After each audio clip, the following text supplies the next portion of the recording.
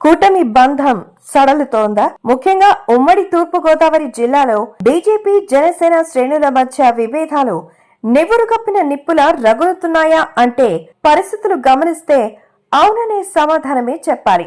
అసలు విభేదాలకు బీజం గత ఏడాది ఫిబ్రవరిలోనే పడిందనే చెప్పాలి. గత ఏడాది ఫిబ్రవరి 17న చంద్రబాబు ఇదే కర్మ మన రాష్ట్రానికి కార్యక్రమంలో భాగంగా అనపర్తి వెళ్తుండగా అప్పటి సబ్ ఇన్స్పెక్టర్ వాసు ఆధ్వర్యంలో పోలీసులు ఆయన పర్యటనని అడ్డుకున్నారు. అవరోధాలు కల్పించారు, వాహనాలు నిలిపేశారు. దీంతో చంద్రబాబు చిమ్మ చీకట్లో దాదాపు 8 కిలోమీటర్ల దూరం నడిచి మరీ అనపర్తి చేరుకున్నారు. అప్పట్లో ఈ ఘటన తీవ్ర ఉద్రిక్తతలకు దారితీసింది. ఇప్పుడు కూటమి అధికారంలోకి వచ్చిన తర్వాత కూడా రామచంద్రాపురం ఎస్ఐగా వాసుని కొనసాగించడం పట్ల అనపర్తి బీజేపీ ఎమ్మెల్యే నల్లమిల్లి రామకృష్ణారెడ్డి తీవ్ర అసంతృప్తి వ్యక్తం చేస్తున్నారు.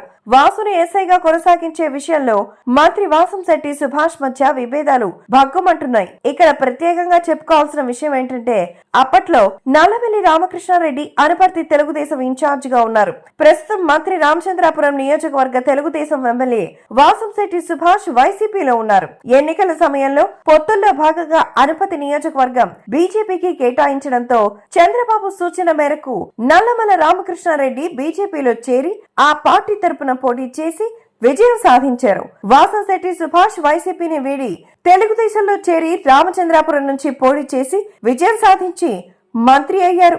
ఇప్పుడు ఎస్ఐ వాసును రామచంద్రాపురంలో కొనసాగించడంపై నల్లమల్లి వాసంశెట్టి మధ్య విభేదాలకు కారణమైంది.